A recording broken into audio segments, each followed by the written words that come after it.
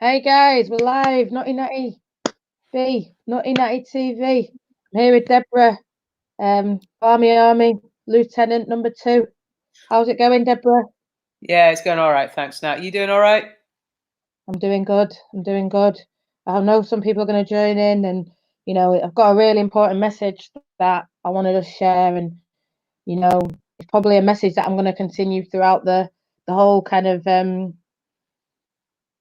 this thing, because it's important. Even though we're going to talk about Casey and we are going to get onto it, I want. Hey Gary, you all right? I know that John's coming in. I know that Dave's coming in. John, you okay? Yeah, we're both good. But right? Okay, I'll say it now, guys. I want you to. It's really important now that you go into the link of this. I know some of you have done it, but go into the link of this, and there's a survey there, and it's really important. It's about COVID. It's about returning back.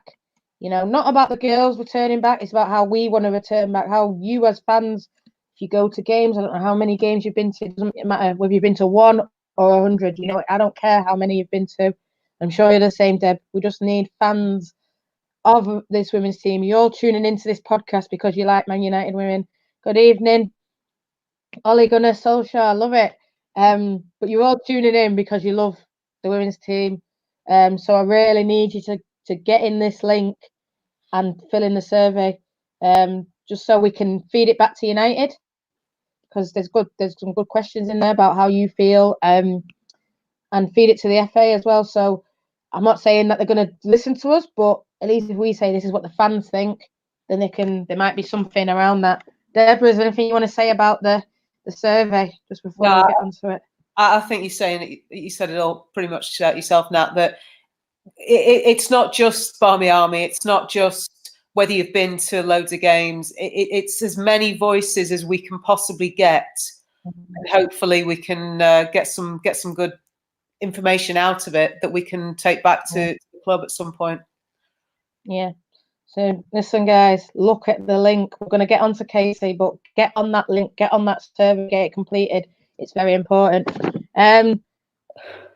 But listen, Barmy Army, we are a community. We are together. We are united. Whether it's someone sitting at the front and just sitting down and whatever, or someone or me at the back starting all the songs. It's one community, and that's what this woman always talks about. We have the best fans. We are, the most united fans, and things that we're doing like this, like our podcast, like me doing this with you and different people. I think it really shows that. And so, like, a lot of people are talking about Casey to England. What do you think, Deb? Do you think, I think she'd miss this. I think you can't leave fans like us, and I'm bigging you all up there in the comments. I don't think that there's any fans more passionate than Man United fans, and that's including England, including everyone. But one of Casey's comments when she left the England setup herself, when she was Phil's number 2, was that she missed time on the grass. She wanted the day in, day out managerial experience. And she has spoken about us as fans. She said some very complimentary things about us. You and I have been on the receiving end of some of those things, either directly or indirectly. They've been meant for everybody. So we can take pride from that, I think. But it's England. And Casey's been brought up with the national team being the focus of the women's game in this country. United, we're Johnny-come-latelys. And we're united, you and me, people might be watching tonight. Everything we think about is United first. Everything we do is United. That's our natural position. It might not be Casey's. I'm not questioning a loyalty at that point. I'm just making the statement that for her, no. England has always been the priority. So I'm like that with it a bit, because part of me thinks time on the grass, which was one of her big things, but it's England and it's a home Euros. and it's the chance to manage in a World Cup after that. That's a heck of a draw. And we'd be naive if we didn't think that was a pull for anybody. But is she the right person? Is she ready? I'm sure we'll battle this out tonight as well. It's not just a 5-minute discussion, but I'm torn. I can't pick it either way. I'll come and just tell you straight. And John's even said it's too early for Casey, and I agree with you, John. And I agree we shouldn't be doing no 2 jobs. But listen, we'll get onto those comments, and I see them. Keep talking, guys. You know, another thing that Casey also said when she came in to us, to this club, you know, got me a little bit of the badge. Yeah, she said we're going to change the game, and she didn't mean change the game the way they play on the pitch, the way they think. Football's football. You know, you can't change that. You know, you can't change 11 people kicking a ball. But when she talks about changing the game, she meant the perceptions. She meant Man United is the biggest club in the world.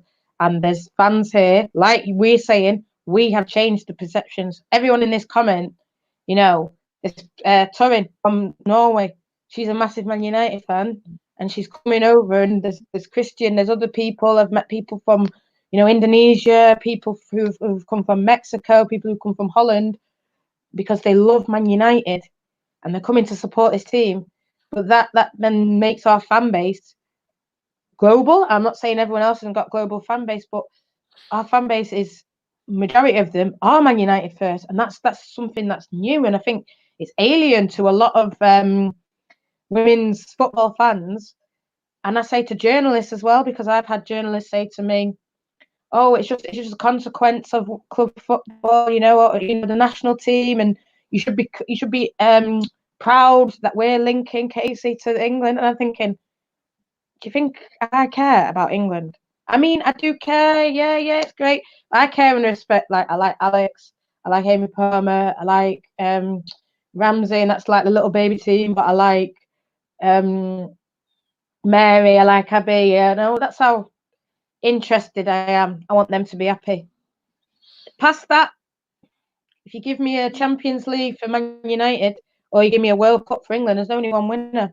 Yeah. And I think that's what sort of shocked a lot of people, that we've been like that in our attitude towards women's football and towards, say, the Lionesses. The Lionesses isn't the be all and end all for a lot of people here. It's all United. And for a lot of people, it's 100% United. I mean, I've opened up my heart to the Blades a bit, but before any of that, people used to support men teams and all this. We're just one club, period. There's 3 words. I'm surprised Mark's not commented on it. Club before country.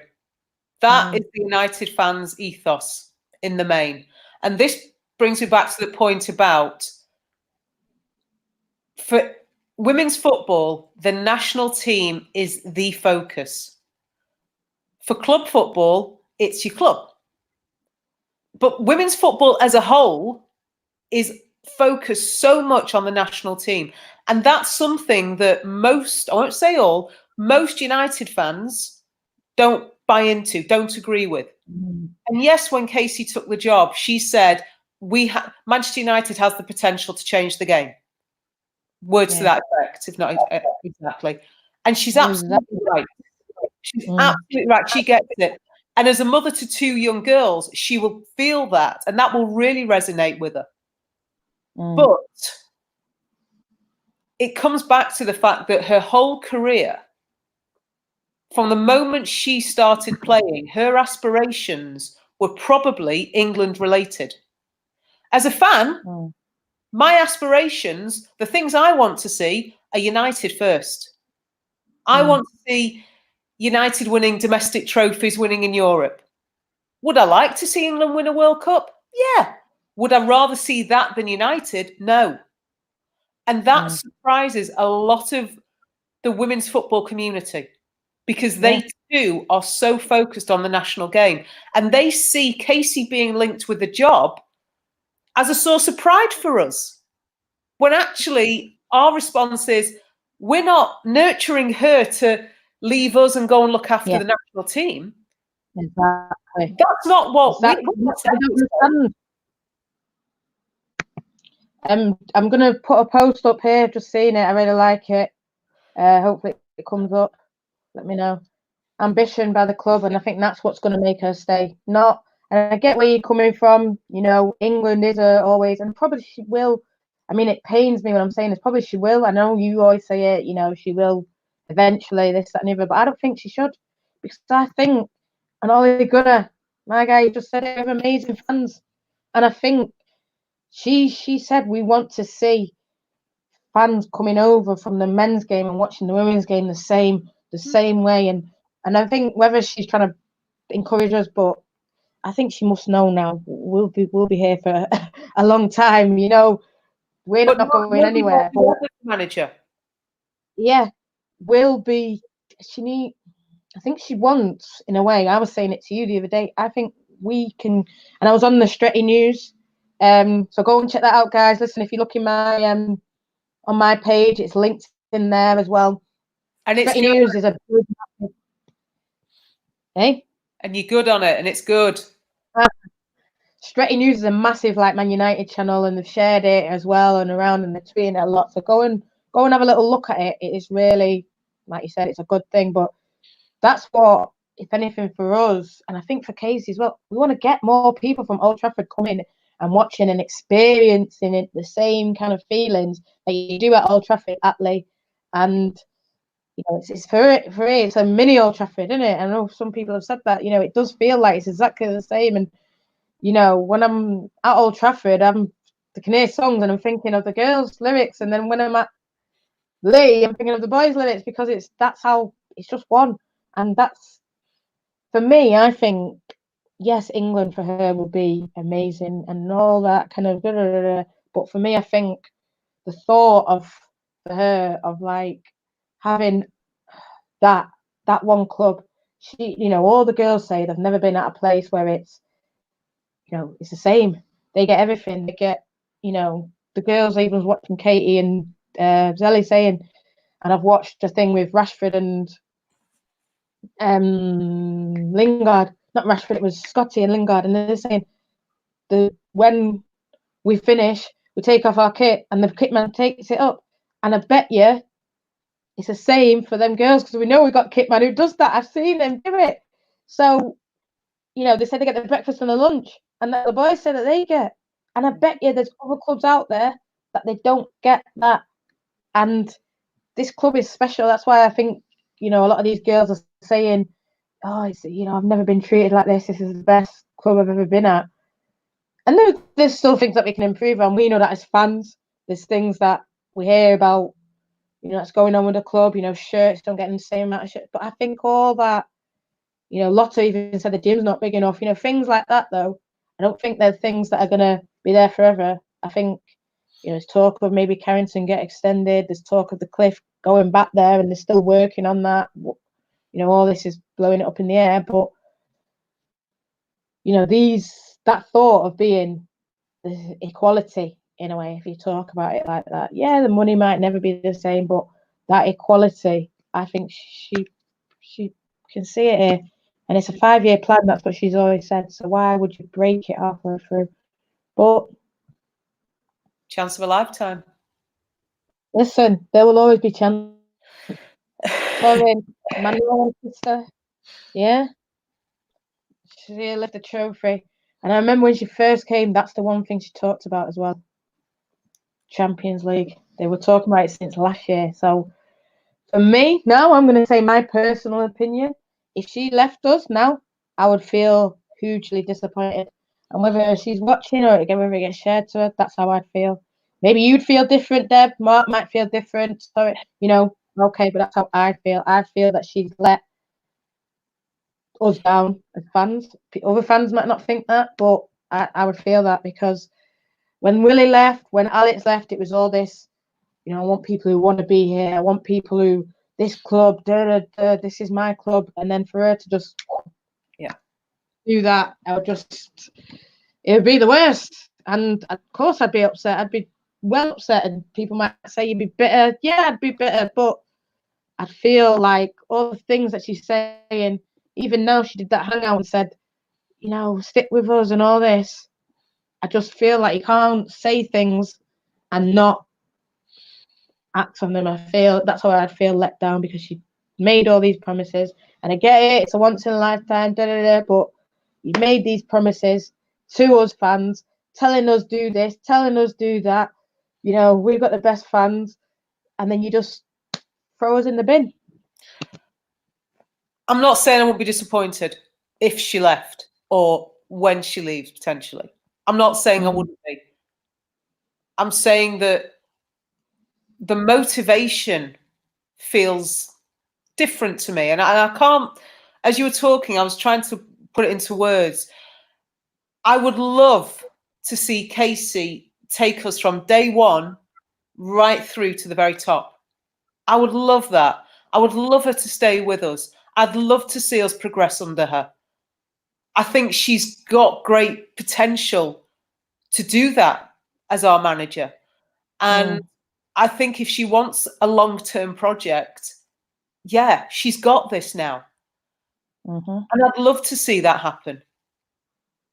But I also know that there's something else that could be pulling her. But what is frustrating me, I'll be completely honest, what's frustrated me is the moment the rumours started flying about Phil leaving, suddenly Casey's name was thrown out there.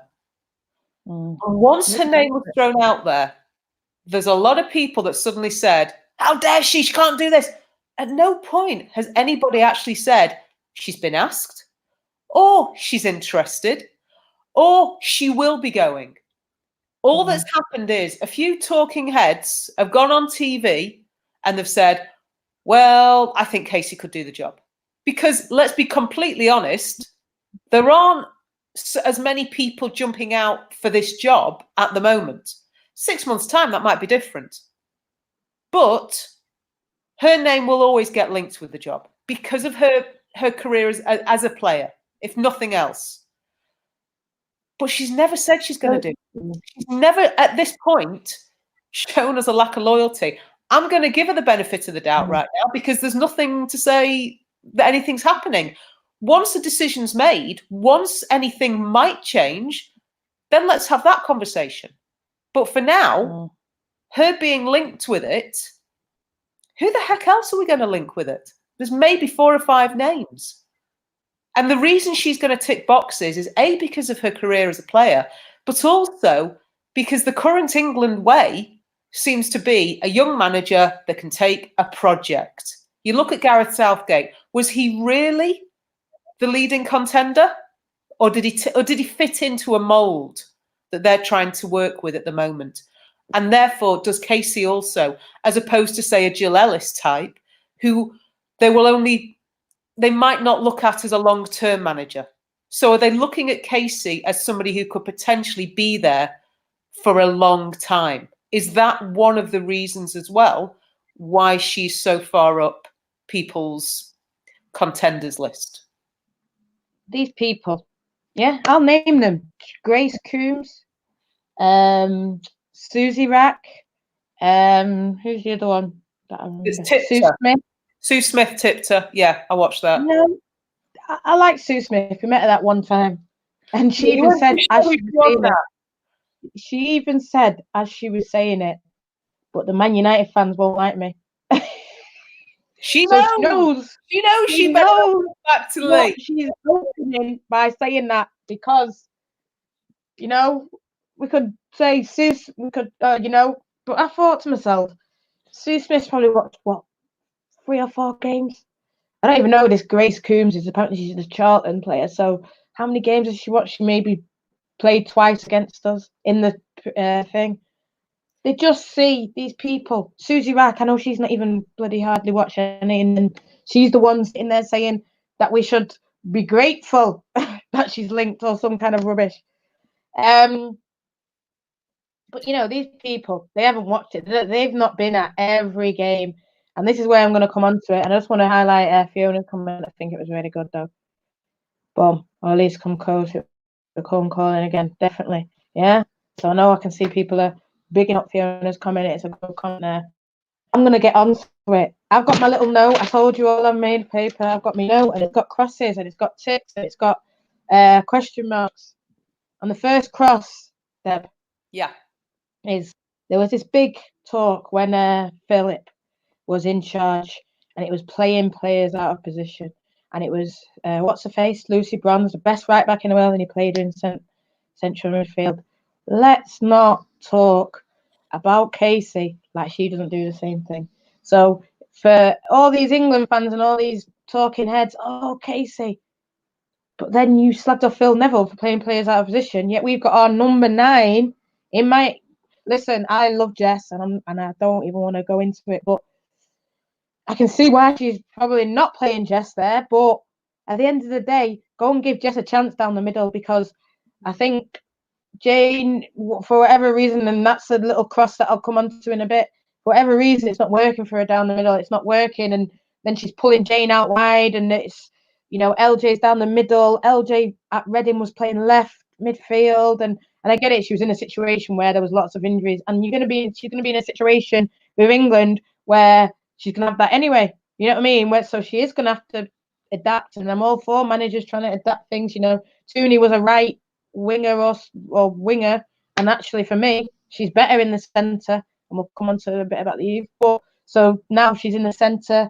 You know, Jackie, people are saying Jackie's not a 10, Jackie's not a 10, but she's forcing her in there. You know, for all the negative talk of Phil Neville when he did that Lucy Bronze thing, are we really going to see anything different with Casey? But Nat, historically, managers will always play players out of position. I'm old enough to remember when Fergie used to have to choose which one of Giggs or Sharp was going to go on the left. So invariably, the other one went on the right. Completely left-footed. But you had to fit these 2 players into his team. That's the way he did it. And how many of us nowadays, maybe it was different when he was actually the manager, how many people question Fergie? Very few people. But he was guilty of the same. Most managers at some stage will play somebody out of position. Whether they would play supposedly the world's best right back, not at right back, that's another matter altogether. And yeah, that was probably indefensible. But if you're playing to your strengths, supposedly you will play everybody in their strongest position. But I reckon we know it most as United fans because that's the team we watch most often, men, women, whatever. But I'd go so far as to say we've probably played in the men's game. We've probably played people out of position more often than they've been in the right position. It's not how many converted fullbacks ended up at centre back and vice versa. How many midfielders ended up dropping back into the centre of defence? It's something that happens, but it's going to be really highlighted when there's a struggle. And when you've got Lucy Bronze in midfield, and when you've got your number 9 not at the front of your attack, that's when it's going to be most notable, when it's not working, when you're not getting away with it. At that point, it becomes you've got to play to these players' strengths, and you're not doing it. So I get that. I get the criticism of Phil. He picked the wrong player to play out of position. But in a way, with Phil doing that, was it not? I don't know enough about England, so I'm not going to sit here and say defend it. But was he not in a similar situation? Maybe did he not have injuries? Did he not think, shit, who am I going to play there? Listen, like I say, who can do it? You know, it's not a massive pool. He's not got loads and loads. He's not got all these players. I mean, yeah, you could probably call up a 21 or something, but if you call up a 21 and they fail, you know, he's probably in a tighter position than her in a way. So if anything, it might be more defensible for him. I mean, yeah, she's the world's best, this, that, and the other. But I remember hearing criticism about other people, the way he played Jordan Nobbs. Oh, she shouldn't play here. This, that, and the other. I don't know these girls' best position. I just know about United. Yeah, but, you know. Ellen makes the point, though, Nat. The Norwegian national team played out of position. Yeah. It's something that does happen. It's just that when you've got a stick to beat somebody with, you keep finding new things to have a go at them for. Let me say they're going to beat her good. And I'll be the first one in the front of the queue beating her, telling her how she got it wrong. So she knows that always. All right. But I'm saying about Fergie got away with it because we kept winning. Yeah. Phil's not got away with it because they've been poor. And that highlights his errors. Casey's got away with Jane Ross not always playing in the best way because we've got pretty good results this year. You get away with it and you don't take the flak for it, providing everything else goes okay. And let me tell you, some of the things that Casey has done this season, I just go on now. I can't, you know, and Casey's a good manager. She's done all what she's done. But to call her for the England, when in my opinion, I'll let her off because she's a baby. But to call her for England is just, I just don't understand it. I just think that they'll slaughter her, and it's up to her. She can do what she wants, but I think they'll slaughter her because all these big heads that talk and act like they know everything. Let me tell you, Ross on the ring, awful decision. But that's not even the top of it, yeah, Fiona. That's not even the top of the awful decisions that made.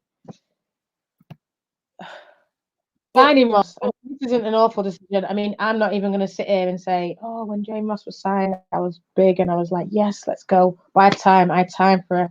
And I thought, yes, let's go. And you said it on the pod yesterday. She played with her back to her goal and she's going to do this, that, and the other. But we've not been playing that way. And it seems we've been playing more balls over the top. Game that is more suited to Ebony. This is why I'm calling out. This is why people, hear me say it. Ebony Salmon for Jane Ross, what were we thinking? Because if, in my opinion, we play a game that suits Ebony more. And whether Casey was naive and maybe Casey underestimated, I think she underestimated Ebony, and I think she underestimated the team. Not like saying that she didn't think, but I think she thought it would be tougher than what it was. I don't think we had fourth. All us fans thought we finished fourth. But I think deep down, because they're saying, oh, it's better than what we expected. I'm thinking, what did you expect? I was confident that we were going to get fourth. I'm hearing Mary saying things like, I think they were thinking they were going to finish fifth or sixth. When I hear them sometimes, I think that. So maybe she thought, we'd be a bit more whatever. I don't know what she thought. Or Jackie might be playing a bit more through balls, so it'd be easier for Jane. And I don't know what she expected. But signing Jane Ross and not playing her the way that you should, trying to get the best out of her, and you've got that girl on a 3-year deal, I just think it's foolishness, because why have we signed her, tied her down to not even play to her strengths? Go on, Deb. Look, I spoke about this last night, and I said that I remember during the World Cup, Casey was doing coverage of one of the games. She was doing analysis on one of the games. And I think this was pretty much just before it was announced. We knew that Jane had signed for us, but there was no official announcement on it. And it was a Scotland game, and Casey was asked about the team, and she said something about, what you're going to get with Jane Ross. She's going to hold the ball up and play it off. And I remember I sat here and I said to Mark, well, now we know what we're going to be doing next season. Now we know how we're going to be playing next year. And I kind of expected her to be playing in what I would see as a Mark Hughes role. Again, I'm showing my age here now. You might be looking at me a bit blankly there, but kind of playing the ball up to him as a focal point, hold that ball, and then as he could, play it out to the wings and get them forward, and then follow that ball in, so that if one of your wingers is going to get that ball in, you can be on the end of it. Now, the difficulty with that is you've got to have a bit of pace if you're going to play that way. You've got to have your wingers playing, and we're in a great position. We've got 2 cracking wingers. I think at times this year we've really seen how good Leah Galton and Kirsty Hansen can be on their day. And they've impressed me a heck of a lot. And I'm just really upset that we've not got to see any more of them, because they were both coming back from injury. So you've got those 2 who will bomb on. Both of them can put a good ball in. but there's nobody there. So fine, hold the ball up, but then get in. You're a goal scorer. So I said it last night. I just didn't feel that we were playing to her strengths, but then I'm also not sure that we can play that game. I'm not sure whether she's lost a bit of pace. I don't know. I've not seen it. I've seen her come too deep in games, and then it's impossible for her to get up the pitch in time, because as she's played that ball out, it's already a good 10 yards ahead of her, and she's playing it to players who've got not just the width but the speed. She can't get there quickly enough. Everton was her best game, though. I will say that to her. She was moving around, and I don't know what it is, but I don't know why as well. But me, I'm just a simple folk, right? And I love to see my players run. Just run. Just, I don't even care. Run. If you're not running, what are you doing? That's how I see it, and that's just a very, very basic view. Yeah. And when Jane first came in, I didn't see her run, and I was like, run, girl, run. And maybe I don't know, maybe we've intimidated, I don't know, but I just wanted to see her run. I want to see my strikers run. I love it. Jackie pressing. If anything, I think when Jackie first came in, she wasn't pressing enough. I told her to keep running. I want you to be shattered from running. That's how, and this is very dinosaur view. I know that. But as a fan, I don't care how much you're running, as long as you're doing stuff, as long as you're there, as long as you're, that's what matters. I wanted to see that passion. That's why I love Jess, because she'll put everything on the line, and you won't ever catch her walking. Whereas I feel like some of them, they will not. I'm not saying that they've not got the same passion, but as a fan, you want to see people die for that shirt, and because we would. Yeah, exactly. We would. As fans, we would die for that shirt. We'd run our backsides off. So when we're not seeing players do the same, it frustrates us. Whoever it is, men's team, women's team, whatever level. If I'm looking at a player and they're just going, maybe I'll stand here. No, get your backside moving. Show me how much you care about this. Because I care passionately. Yeah. Let me think you might. My line. And Lotta said she never knew. This is when she had a Swedish interview with my friend. Football, it means she never knew that people could love football so much. And yet to us, it's normal. This is completely normal. Yeah. And I think to Jane, even to Jackie, look at, she's got the holland. I think they don't. I think they do sort of now, but I think when you come here as any player, you better just know that this is what you're going to get. Fans that have you on a pedestal, and they can knock you straight off, but we'll still have you there. You ain't going to fall nowhere. We might knock you off, but we'll still say, listen, but this is how you get back up. Because that's why I thought Jane's best game was that Everton game, because she gave everything. And whether Jake will say captain's armband, this and that. Yeah, Vincent, you're all right.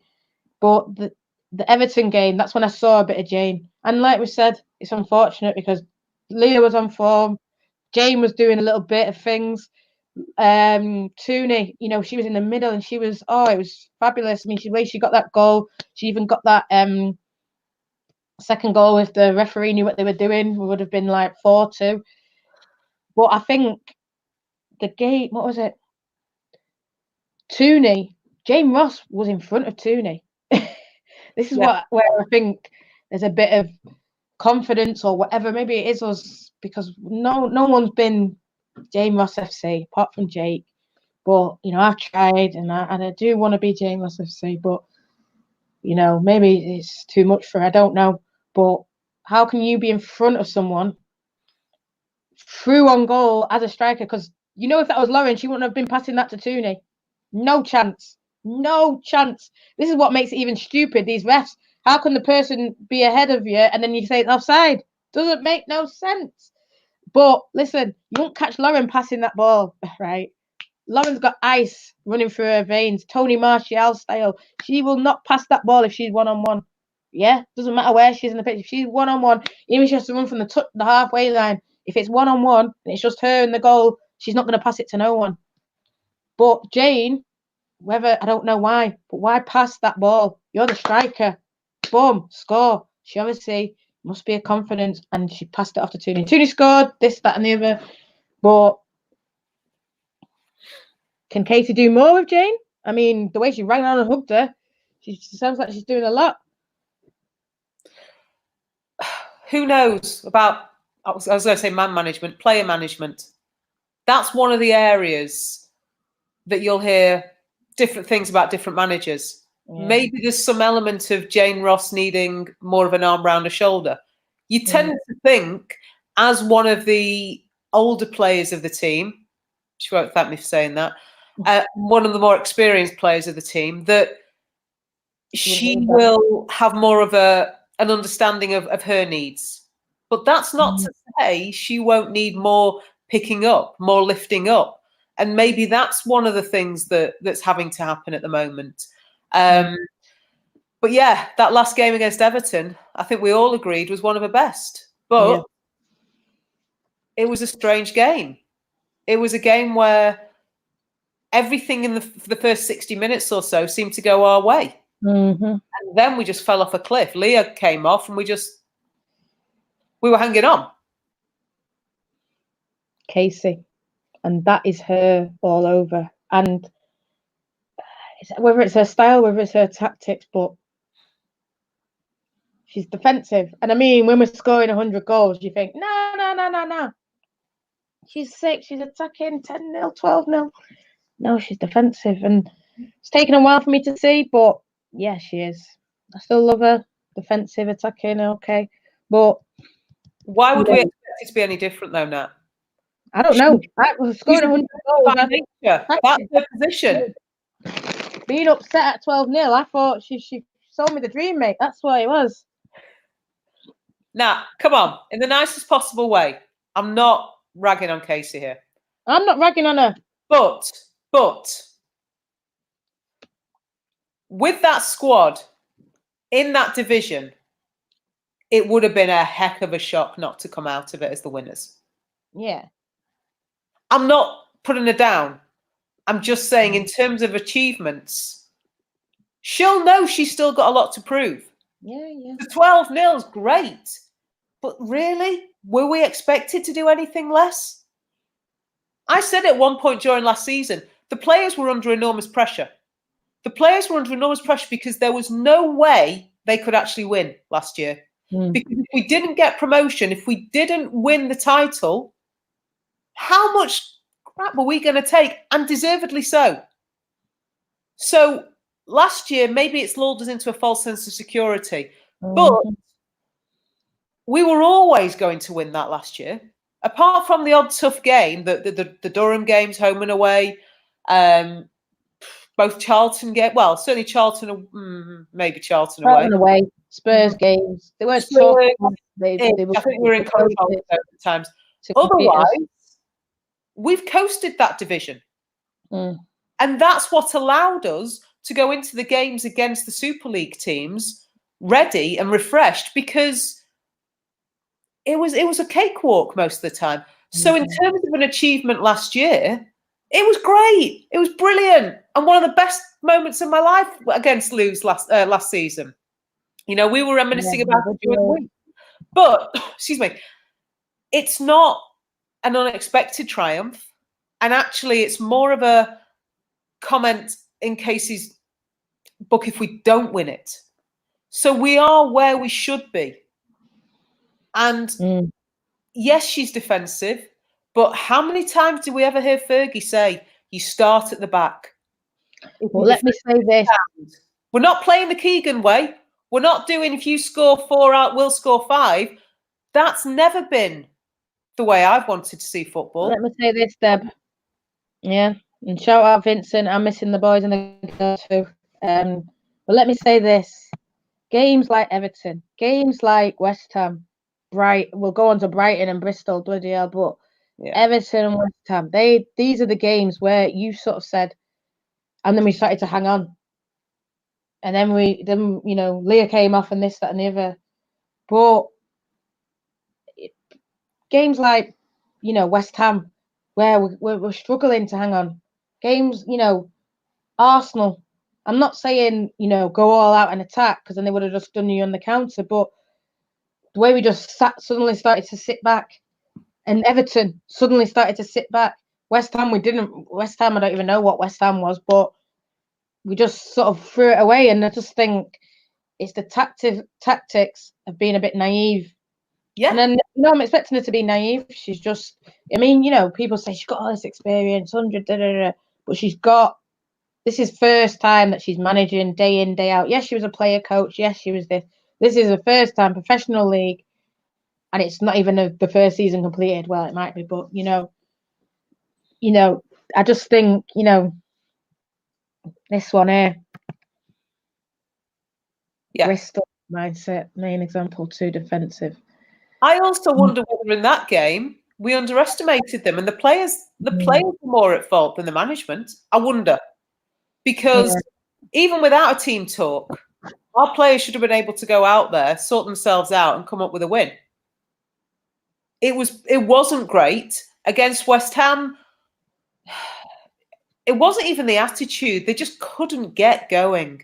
It was one of those days. Brighton away was similar, where nothing came off. And that hurt that game. The journey back from that game was hard. Were you on about West Ham? Yeah. Well, Matt Beard come out and said, I know this, that, and the other, that they're weak at this point and they're this. Tanya Oxtoby now, I know that they're going to play this way and this, that, and the other. And what the cheek of some of these big talking heads, Casey's the best player in the world, to then say, they had the nerve to say, criticise her. Well, obviously we're going to criticise her, because when the opposition manager is coming out saying, well, it was easy because if you just look at the last 2 games that they play like this and this is how you beat them. How, and to be fair to her, I love the woman, and I'm not ragging on her here, but I'm just speaking a few own truths. When we played Brighton at home and we won 4-0, yeah, and I think it was the night before we just beaten Leicester 11-1, and Tunia got 5 goals or whatever, and people were saying, get Tunia a chance in here, and she turned around and said, I'm the manager, I'll make decisions, and I thought, right, okay, fair enough, you're winning, but it's all right saying that when you're winning. Then when you come to these Bristol, Brighton, West Ham, and you're still playing the same way. And I mean, Brighton, you talked about the tactics. I mean, God knows what that was. I mean, you can't pull that out at England international level, even in a friendly. You can't pull out that whatever that was, Brighton tactics. So I get what you're saying. Like the Bristol, the players have to take some responsibility, and I think there's something about the players when I see them in games like this is that they only start playing at certain points. I remember the Brighton game; they only started playing 10 minutes from the end. Bristol was the same. So I think to myself, I think we went in 1-1 against Brighton and 1-0 down against Bristol. So why are they only playing 10 minutes from the end if you're coming in with 45 minutes and you... I'm not saying that she can't inspire them, because that's actually one thing that I think that she does do. But what are you doing? What are you... And I'm not even just ragging on her. People might think I'm ragging, but I'm not. But what are your coaches doing? And what, she sets up that setup. She says who she wants in. How come you can't change a game like Bristol and Brighton? I asked the question last night about fitness levels, because if Bristol and Brighton are fitter than us, what are we doing? She might as well just give up now. Right, and that's the point I'm making. I'm not saying it is a fact, but if we're only picking 10 minutes of a game to play, as you're saying, is there a potential for that to be a fitness thing? And are some of our players going to tire in the 70th, 75th minute of a game? But I also agree with you. I don't think about the coaches. One thing I have to give Casey huge credit for is she's never shied away from criticism. She's never shied away from the responsibility, maybe more than the criticism. And she said after that Bristol game, I will take responsibility for that. She's never done a Mourinho and blamed this player or that player. I have not once heard her say anything along those lines. Thank God, because that kind of thing really annoys me. She will stand there and take it. And that takes a lot. It's the right thing, but not everybody does it. And I genuinely believe the players put in a shift for her. I think she does motivate them. I think she does inspire them. Because again, when you've had the career she's had, it's very easy to stand there and start telling the players what to do. None of them are going to turn around and go, what the hell do you know? Because she knows. She knows. And they can all look at her and be inspired by it. I have no doubt about that. But I think we've come off the back of a championship season that we romped home and we underestimate teams. And I think the mentality, whether that's the players, whether that's the manager, whether that's the coaches, whether that's all of them, something in that West Ham game, the Brighton away game, the Bristol home game, there's probably others. We've underestimated teams. And I think we've gone with that United swagger of, yeah, we'll be all right. That's what I cringed. And you know I've got a lot of love for certain people. But when I heard that, I thought, oh, crap, you got to do that now. Though. But they've gone in with that mind now. They're not playing. They think it's done. Thingy, if Arsenal can go and score 12 or however many they scored versus them, if we're saying that we want to, it's like Gary was saying about ambition. If we're saying we want to do this and we want to be on the top and we're the best team, we're the best fans, and this is the biggest club, you can't then go and not score 5. And then in fact, we didn't even score 5, we didn't even score 1. And the thing is, though, as well with that game, I don't think it's a fitness in terms of the players. I think the players are fitter, probably, but I think the fact that she doesn't rotate. Yeah. That's what then leads to this whole thing. The fact that Jackie is, basically playing every minute. The fact that there's no one's getting a rest. Yes, there was rest with the Conte, but everyone's playing a full 90 minutes all year. And you see Leah play a full 90 minutes. And I don't think it helped with the group that we were in the Conte. I don't think it helped with the FA Cup. I don't think all this bloody rubbish of always having to play City has helped anyone, because she's not been able to rotate more, been able to do that. But things like, I heard Dave say it, and I was, right, listen, this is my baby who I love the most out of everyone. Bringing Amy Palmer back, when she is absolutely killing it, and I'm telling you, she's killing it. Like, Wardy is a star, and I don't care what anyone says, because she takes them players from having low confidence. I know that potentially a lot of the players are nervous about going on loan, but as soon as they get Wardy, and Wardy puts an arm and says, "Don't worry, this, that, and the other, you're fantastic." They know, and they start playing. And she was having the season of her life. She was playing the way. When I say things like Amy Palmer can be the best player, that's based on the way I've seen her play at Sheffield. I'm not saying that she can't I think she'll take the WSL by storm, but she needs to be playing. So why take a girl like that, 19 years old, out, right? And I get it, Tooney was this and all this, but and I think Rebecca May's just amazing as well. So I'm not saying it, but then you don't even put her on at Reading. Bristol. I'm not Bristol, Brighton. When we're bloody 1-1, and I can't, Deb. Yeah. And that's what goes on into my next point on my list. Youth. I think she's great with them. LJ, all this, Tooney. I think she's amazing. Even bringing in a young team the way she did. But then Nom, Ebb, to an extent now, Palmer. What is going on? And I think she'll be great for the England youth, under 19, under 21s. I think she'll bring a few through.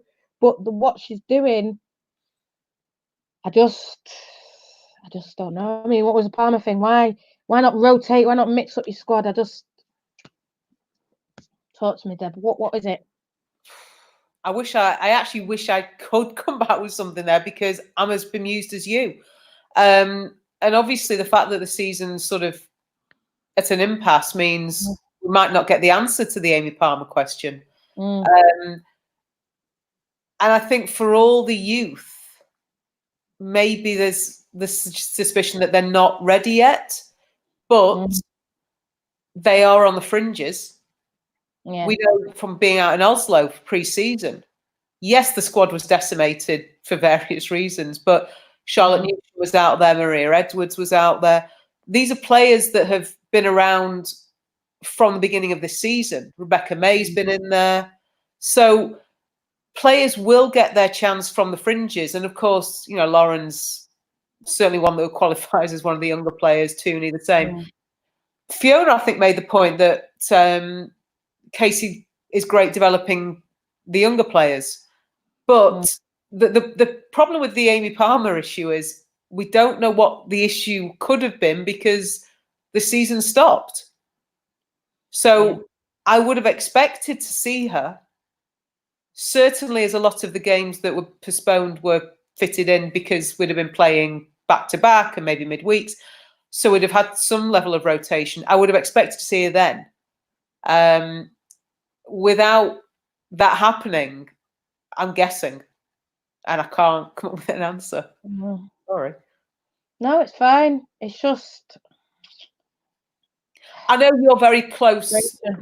You've got real belief in Amy Palmer. You've seen a lot of her.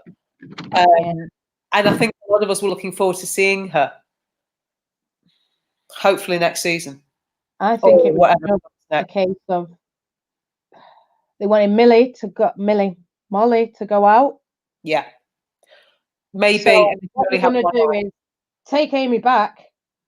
You need someone. Boom, and I think that's. I said it on the last podcast. Even Hannah, who was on, and she's a Blade, and she said she didn't even see where Molly was fitting in. They didn't really need Molly, but then obviously Molly went. I remember saying to you when Molly first went out on loan, I said, "Whose place is she taking?" She wasn't taking anyone's until it was one out, one in. Yeah, and that's how we did it. Can't see it not being that, and people say this, that. No, well, we need no. And Sheffield, I'm telling you, they were devastated. From the manager to the kit man to the this to that. That's how much of an impact that Amy Palmer was having out there. And she went and she didn't play versus Birmingham, but because it's FA Cup, and that was a game that I would have loved to have seen her playing in, because WSL, you know, that's where you want to see her tested. I was speaking to that Hannah about her versus City, and she said she didn't look out of place. And I think Amy had all that confidence, and I know Amy is a confidence player, 110%. I can tell you straight up now. When I first met her, she was upset because she had a bad game, and I said, "Listen, don't worry about it, you know." But then she was happy again when she started getting minutes towards the end of last season. And then she was a bit worried about loan, but then she started bossing it. And then now I don't know how she feels because, you know, well, it's all over and we don't know how it would have ended.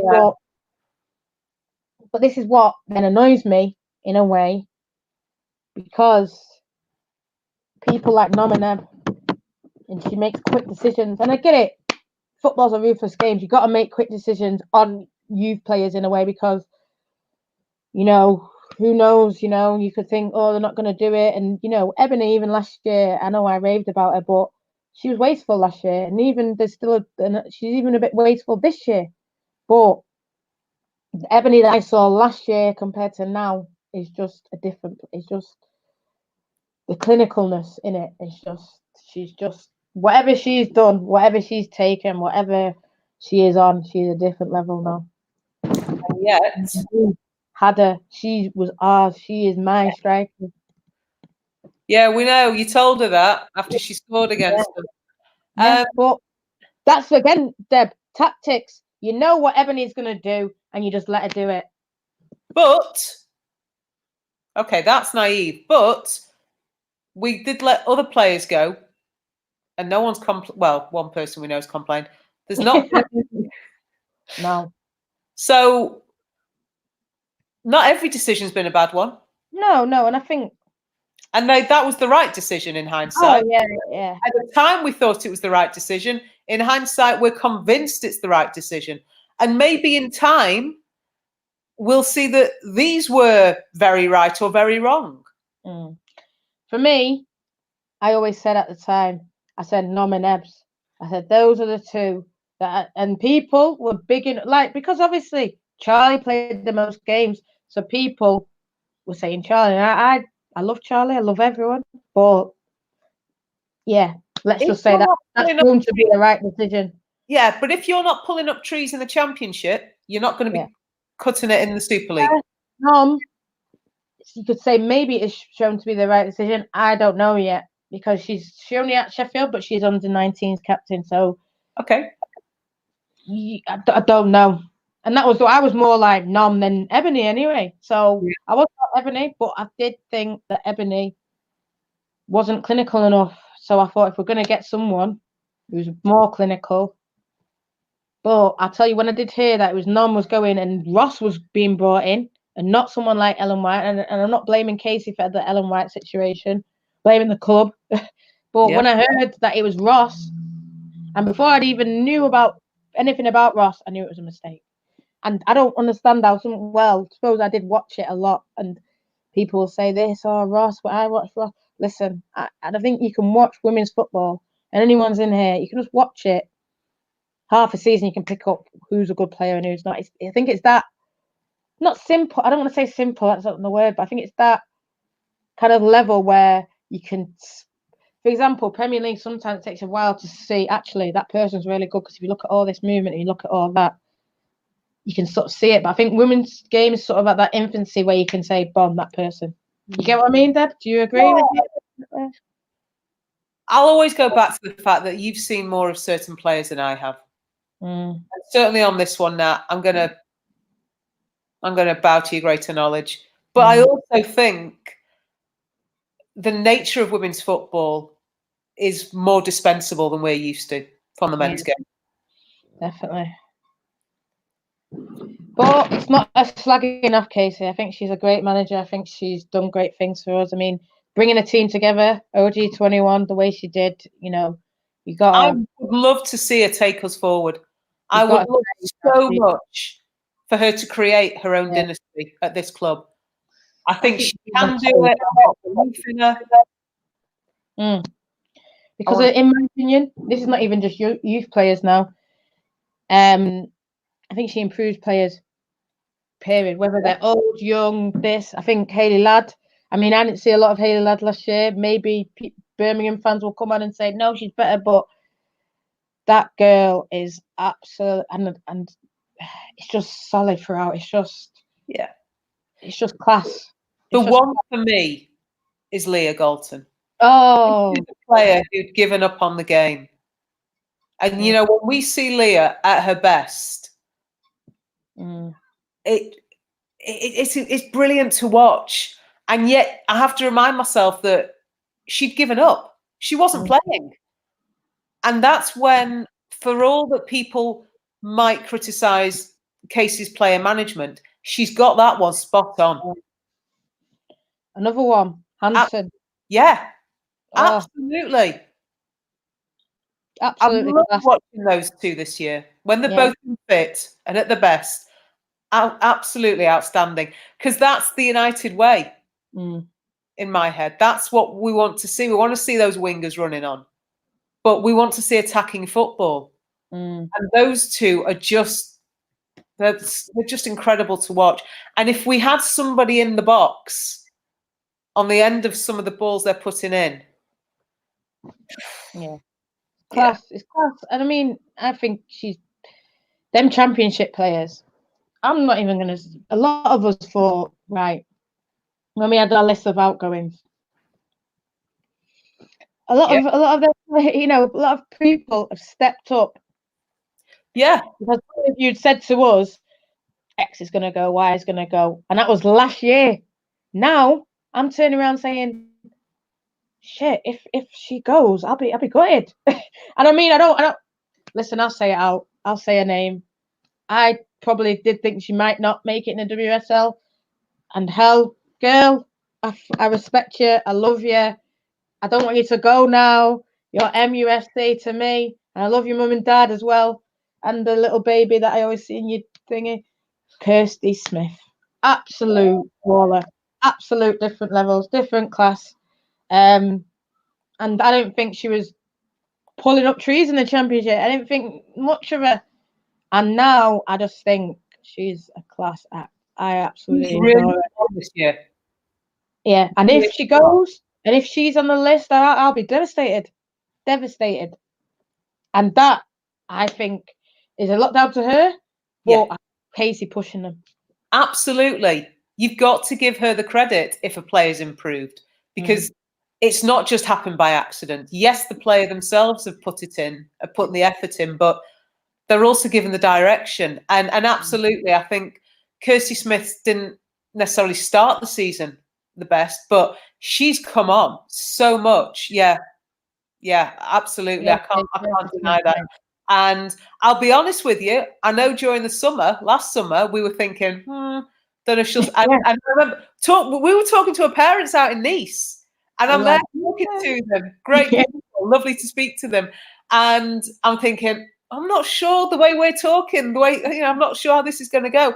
But absolutely, I hope she's still with us, because I want to see what more she can do, because now we know she can. Let's see how much more she can progress. And I just love the fact that she gets how to waste time. I love that. No, there's a giveaway on the pitch. Was the best one.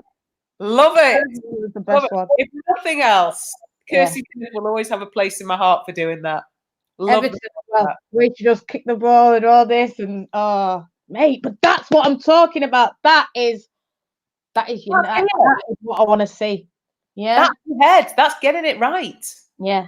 And I mean, there was a time, and I could tell, and I'm gonna just, you know what, you might, and it was John Neville. Love Kirsty Smith. I love Kirsty, and it was the FA Cup, and Jill Scott was on the floor.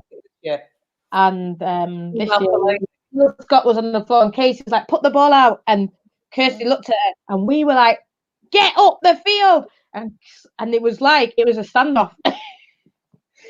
And eventually, but I could see it in her eyes. She was thinking, no, Gaffer, you're wrong. I love that. So she then put it out, and Jill Scott jumped up, and I thought, cannot tell you. And then I looked at this is not Friends Reunited. This is Manchester Derby, mate. Right? Go and hug your friend after.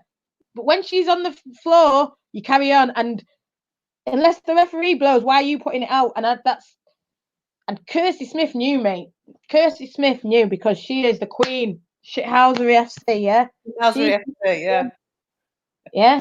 I've got to say, I love it. I love what she did. And also, was it Reading this year where she was taking a couple of throw-ins and she was really delaying it? And I think a couple of times I was stood there, I was like, Kirsty, I think you just need to wipe the ball again. She was taking the mick. Absolutely. And look, when it's going for us, we love it. When it's against us, that's another matter. But definitely want to see more of that. Yeah. Well, Deb, we've been going for about an hour, and I think, I've already said my opinion. She shouldn't go. I feel let down if she went. I think we've sort of said a few things that she's not even ready yet. A lot of people have been saying in the comments she's not ready yet. But listen, we don't know nothing, Deb. We're just cheerleaders out here. People and Nat, whoever is the boss, whoever is our gaffer, whether it's Casey, whether it's somebody else, they're going to get 100% of us behind them. It doesn't matter who it is. I hope it's Casey. I would love to see Casey carry on in this, but I also know that there's big draws for her. I also know she wants the family settled, and maybe it's easier to have them settled with a club job. But if whatever decision she makes is for the best of her and her family, then good luck to her. Yeah, good luck to her, but I still feel let down. And So who's listen, the next manager then, Nat? you don't throw away this. You don't throw it away. You don't Again, throw it. It means something to you. I'm going to talk to myself now, but I'm just going to ask Nat the question. You don't throw away that. Incidentally, on the Barmy Army badges, we've got a brand new batch of them on the way. Yeah. They were ordered. Mark told me they were ordered way, way before all of this kicks off, and they come in from China. So we're going to disinfect them. We're going to wipe them all down. Absolutely. But there's new badges on the way. And maybe by the next time we look at badges, there'll be new players. Who knows? But Nat, who's your next manager for England then if Casey's not taking it? Casey has one of these, you know. Casey's got all of it. Casey has one of these as well. Who's she going to get it all this from now? Hey? Hey? Who's a kid's going to come to and ask? Yeah. Kids have got them as well, Nat. Remember that. Who's going to come? Yeah. She's got her own special commemorative songbook. Who's going to give you kids badges? Ain't no England fan's going to do it. I'll tell you that for nothing. My next England manager, yep. Jill Ellis. Yeah. I've always told you, Jill Ellis. If they don't break the bank for Jill Ellis, they're doing something wrong, the FA. I don't care, though. That's what I will tell you, Deb. I don't give a shit. No, just remind me. I know you're not fussed for England. Yeah. Just remind me very quickly. I know we're coming to the end. You're not fussed for England. How many games during the World Cup did you go to watch England play? How many did I pay for, Deb? Sorry, that's not the question. How many did I pay for, though? Listen. How many games did you go to? Most. How many did I pay for? None. How many did you go to? How many did you give up work for to go to? How much did you drive to get to these games? How much did you not pay me enough to go to the games? Paid for corporate. I had a jolly of a weekend, didn't you? Actually, and I went to all the ones before corporate. That's how I roll. Why not? If you're getting a meal, all of it. Just a quick question, Nat. If you were given corporate for City or Arsenal or Liverpool can go. Would you be taking that? Listen, the Liverpool have Mary Earps, Alex Greenwood, Abby McManus. No, they don't have United players. Liverpool have Liverpool players. England have United players. Corporate, mate. I ain't no England's #1 fan. Listen, if I'm getting the thing paid for, how much did I pay extra to stay out in Norway? Ask yourself that. I'm sorry, Nat. You know I'm just going to wind you up about the fact that you are the #1 fan. I'm not the #1 fan. You are England's #1 fan. I'm sure there's pictures of you over the summer. Repping my G, Alex, and then look how she stabbed me in the back. So United. See you later, guys.